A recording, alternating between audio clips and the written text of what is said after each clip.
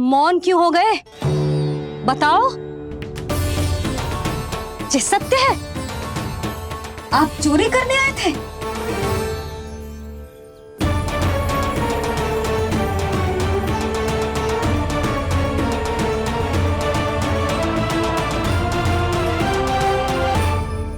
बच गए। बच गए। आप तो मेरे मायके से भी ना आए हो, है ना? आपकी इतनी सेवा की मैंने, आपकी औषधि, आपका भोजन, ये सब किया मैंने। आपको अपने पिता के समान माना और मेरे स्नेह के बदले जेल लौटाया आपने। आपको तनिक भी लज्जा ना आई? आपने मेरी ममता का उपहास उड़ाया है। एक स्त्री की भावनाओं का अपमान किया है आपने।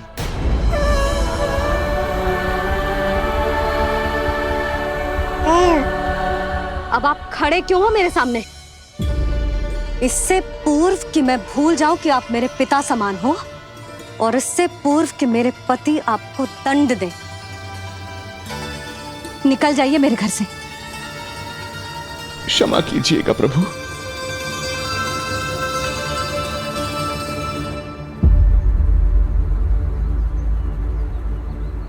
इसे ऐसे तो नहीं जाने दे सकते ना नंद। इसके कर्मों का कुछ तो दंड देना होगा इसे। दंड मिलेगा भैया, कंस देगो दंड ने। जब ये असफल उसके सामने पहुंचेंगे।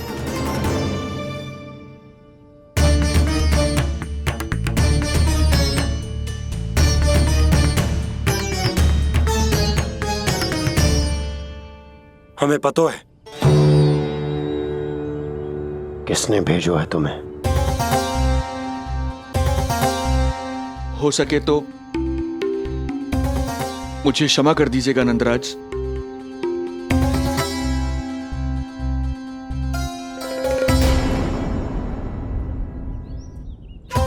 आप यहां से जीवित इसलिए लौटकर जा पा रहे हैं क्योंकि मैं हिंसा का विरोधी हूं, और मैं नहीं चाहता कि यशोदा को पता चले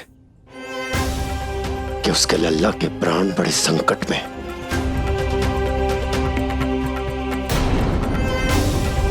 पर अब ध्यान रहे महाराज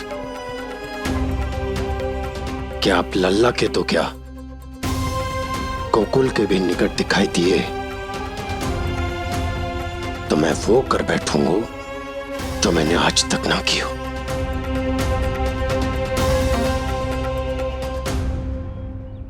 मैं क्षमा प्रार्थी हूं महाराज।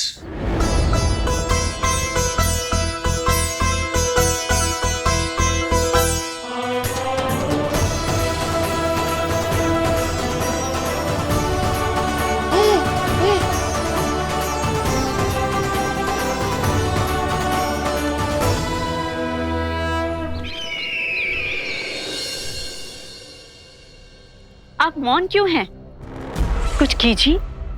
ऐसा लग रहा है कि आपका ये अस्त्र भी असफल हो जाएगा। इतने दिन बीत गए हैं, अभी तक लौटा नहीं है, ना ही कोई सूचना भिजवाई है। सूक्ष्म बुद्धि श्रीधर, इसके रक्त में पराजय है ही नहीं, क्योंकि वो शक्ति से नहीं छल से कार्य करता है। विष्णु जैसे छलिए के लिए सूक्ष्म बुद्धि श्रीधर से अधिक उपयुक्त कोई हो ही नहीं सकता। महाराज,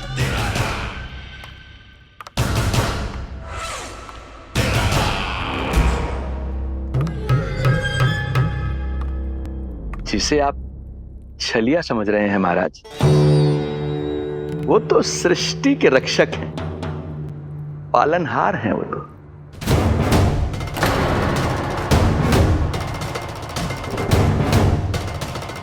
मेरी बात मान लीजिए महाराज, उनके प्राण लेने का प्रण त्याग कर अपने मन के अंधकार के प्राण लीजिए, स्वीकार कर लीजिए उनकी कृपा। मस्तिष्क फिर गया है क्या?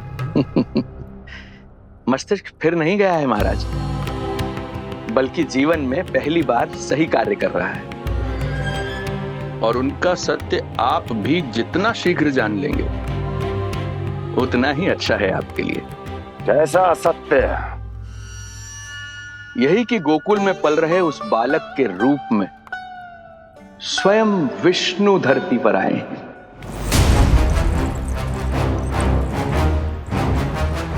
यदि तुम ये सत्य जानते हो तो हत्या क्यों नहीं की उसकी? बड़े आत्मविश्वास से कहा था ना, प्राण ही ले लूं तो अब क्या हुआ?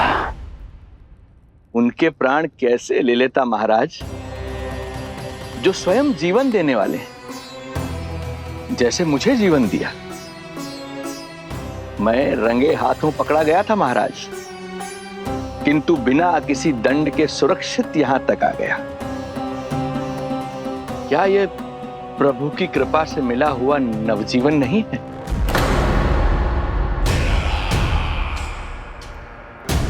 ये आपके सामने अपने शत्रु का गुणगान किए जा रहा है और आप अभी भी मौन हैं।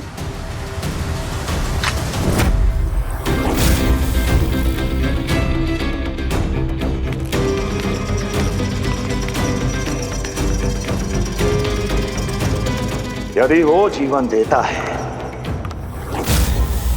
तो मैं जीवन लेता हूं।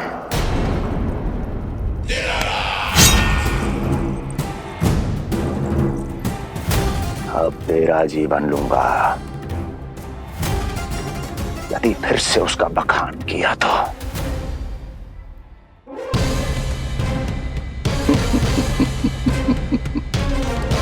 महाराज, आपकी इस तलवार का भय अब मुझे सत्य कहने से नहीं रोक पाएगा। श्रीधर, इससे पहले मैं भूल जाऊं कि तू गुरु शुक्राचार्य का शिष्य है और मेरा पुराना मित्र है, चला जा यहां से।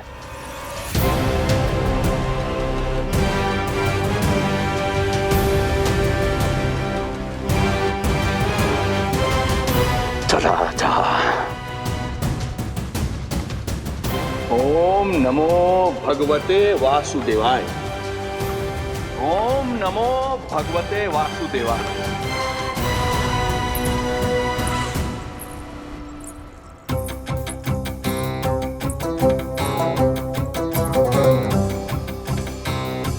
अब आप क्या करेंगे महाराज?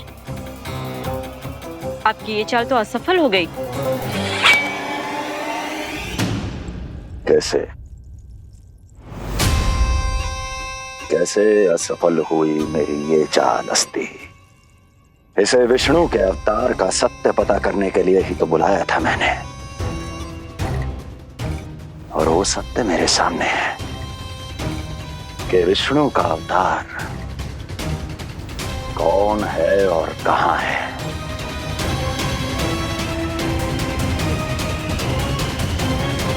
विष्णु विष्णु विष्णु। हे नारायण, आपका कोटि कोटि धन्यवाद जो आपने हमारे नीलमणि की रक्षा की। परंतु क्या होगा? हाँ,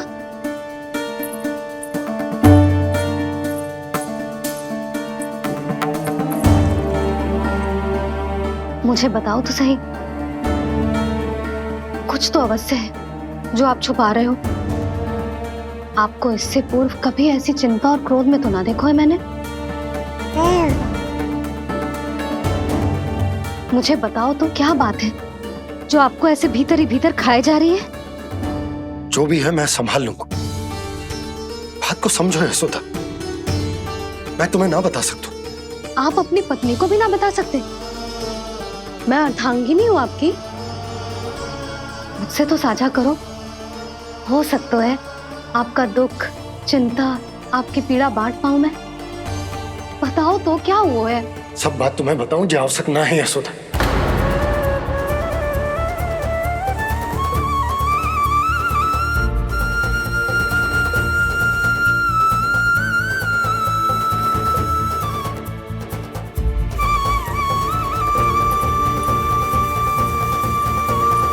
यशोदा,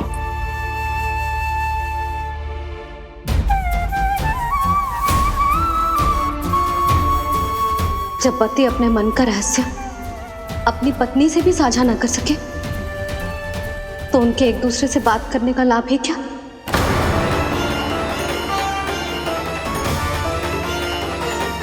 ये तो गड़बड़ हो गई।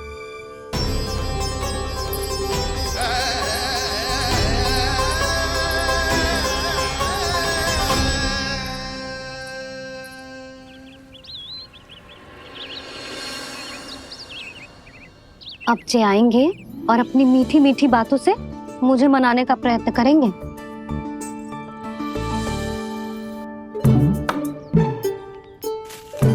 किंतु इस बार उनकी एक ना सुनूंगी मैं। हाँ, यशोदा, यशोदा, यशोदा, मेरी बात तो सुनो। यशोदा,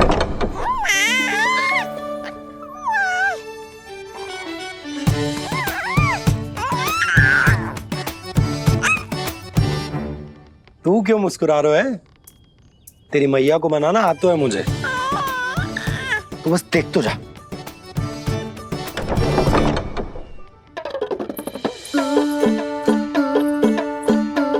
वाह, इतनी शीघ्र हार मान गए।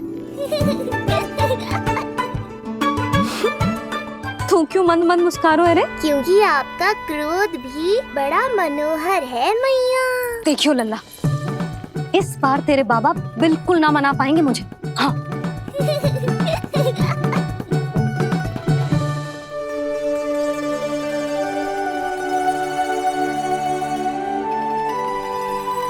जे मथुरा से लेकर आयो, पहनकर दिखाओ ना। लल्ला मैं अभी आई। हाँ, यशोदा, यशोदा देख तो लो। बाबा, वस्त्रों और आभूषणों से कुछ नहीं होने वाला।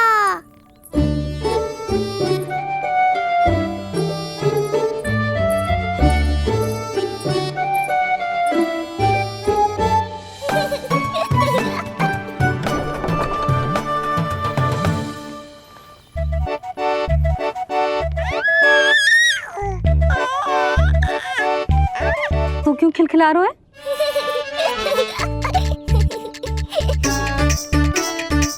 मैं तो बस इसे संभाल कर।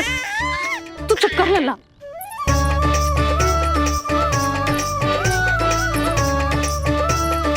देखा लल्ला, बस तेरी मैया मानने ही वाली। उपहार मिल गया है, अब तो देखना कैसे मेरी पसंद का भोजन कराएगी। भोजन में स्वाद चाहिए तो मनाने का कोई और ढंग खोजना पड़ेगा। यशोदा, तीव्र भूख लगी है। अरे भाई शीघ्र खाना लगाओ, और हाँ थोड़ा अच्छा सा चटपटा भोजन करा देना।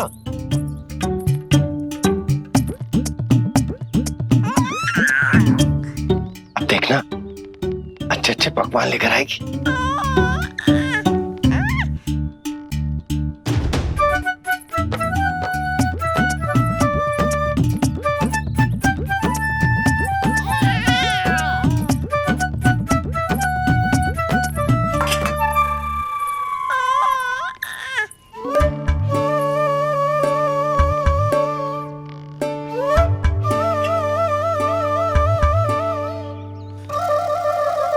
सूखी रोटी और माखन। जो अपनी पत्नी को पूरी बात ना बताते उन्हें 56 भोग ना मिलता भोजन में। भले ही मनाने के लिए नए वस्त्र क्यों ना लाएं, हाँ नहीं तो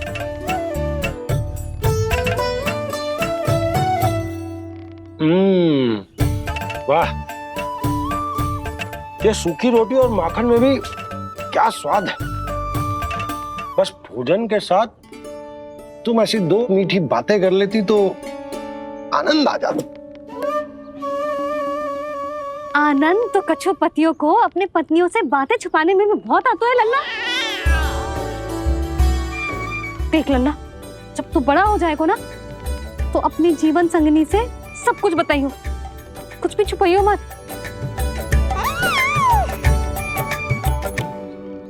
तभी तो तू अच्छा पति कहलाएगा ना। ना तो रूखी सूखी मिलेगी खाने में। हाँ, अब तक तो चुप्पी साध कर बैठी थी, कम से कम ताना तुम्हारा।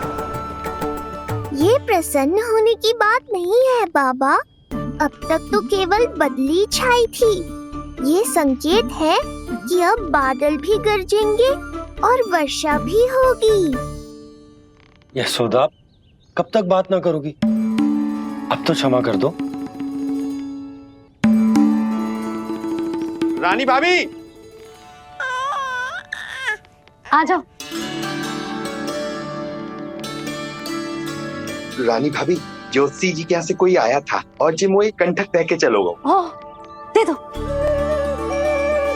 नारायण भली करे।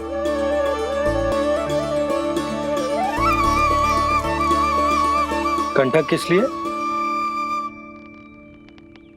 तुझ पर इतने संकट आ रहे हैं ना लल्ला, इसीलिए ज्योतिषी जी से कह के ये यंत्र वाला कंठक मंगवाओ है तेरे लिए।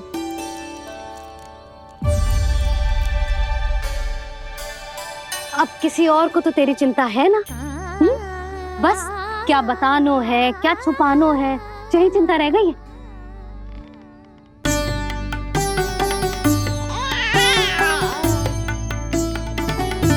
यशोदा, चिंता मुझे भी, तभी तो बता ना पा रहा हूं कि हमारे लल्ला पर आने वाले संकटों के पीछे कोई और ना, स्वयं कंस।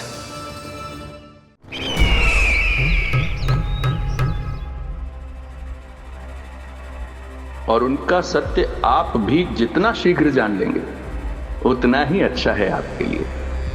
गोकुल में पल रहे उस बालक के रूप में स्वयं विष्णु धरती पर आए।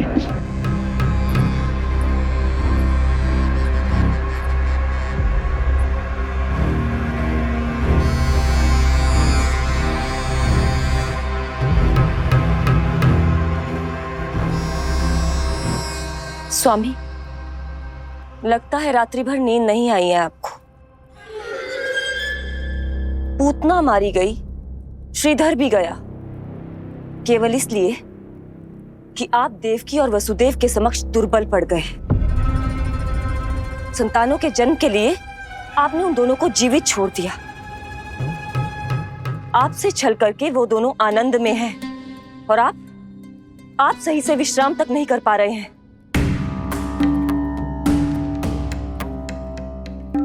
स्वामी, यदि आपके स्थान पर मैं होती ना तो उन दोनों को ऐसा कठोर दंड देती कि उचित समय पर हस्ती। पहले मैं उन दोनों के उस मायावी बालक का वध करूंगा, फिर उन दोनों को अपने पैरों के तले कुचल दूंगा मैं। किंतु जब तक ऐसा नहीं होता तब तक उन्हें जीवित रहना होगा, क्योंकि उस शिशु विष्णु के विरुद्ध वही दोनों मेरा सुरक्षा कवच है।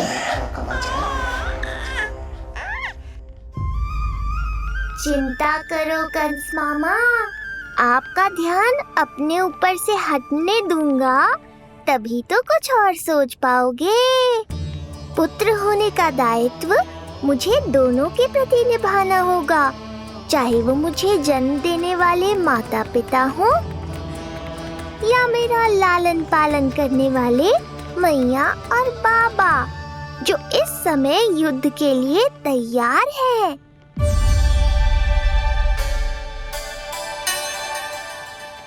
कम से कम मुझे बता तो देती, ज्योतिषी से परामर्श ले रही हो, मैं ले चलता तुम्हें। सुन रहे लल्ला, इस संसार में सारा अपराध स्त्री का ही होता है। बात अपराध की ना है यशोदा, मैं बस ये कह रहा हूँ कि मुझे अगर ये बात बताई होती जान मुझ के ना बताई, तनिक आपको भी तो पता चले अपनों से कछु छुपाने पर कैसा लगता है। युद्ध तो घमासान होता जा रहा है। इसी कारण बस यदि मैंने कछु ना बताया तुमको तो क्या तुम उसका प्रतिशोध लोगी मुझसे?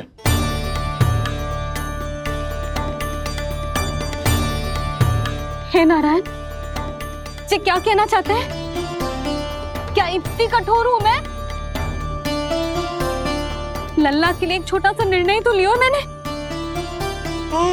अपने लल्ला पर क्या इतना भी अधिकार ना है मेरा? अब क्या हर बात पर अनुमति लेनी पड़ेगी मुझे? इससे पहले कि ये आंसुओं की वर्षा क्रोध की आंधी में बदल जाए, मुझे ही कुछ करना होगा। यशोदा, मेरे कहने का अर्थ। यशोदा, बात तो सुनो। सुनने को बचो क्या है अब? आप बस कृपा करके मुझे उन सभी बातों की सूची दे दो जिन जिन के लिए मुझे आपसे आज्ञा लेनी है। उठना, बैठना, खाना, पीना सब आपसे पूछ कर ही करूंगी अब। अरे आप बोलो तो। क्या हुआ? देखो आपने।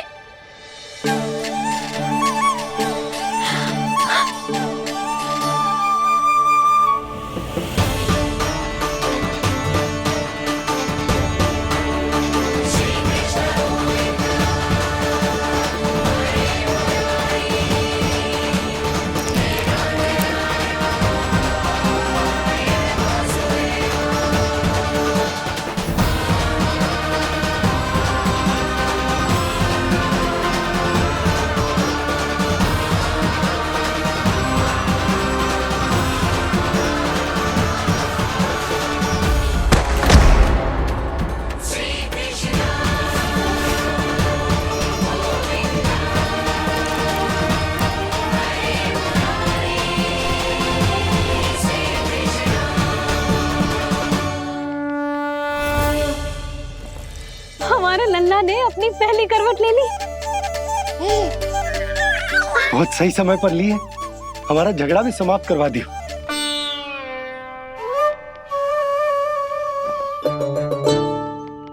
यशोदा भाभी, तुम दोनों ने क्षण भर की देरी कर दी। अभी अभी लल्ला ने पहली करवट ली है। हाय, सच्ची? अब भूला जानकी, तुम पूरे गोकुल में मिठाई बंटवाओ। गोकुल के राजकुमार ने आज पहली करवट ली है। हाँ। और यशोदा, तुम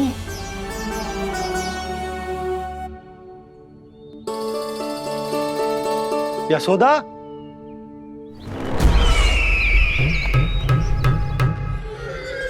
कौन था वो? कहाँ गया? है? कोई तो है यहाँ। ये आप क्या कर रहे हैं स्वामी? कोई तो था, किसी ने तो मुझे धक्का दिया है। ये संभव नहीं है महाराज।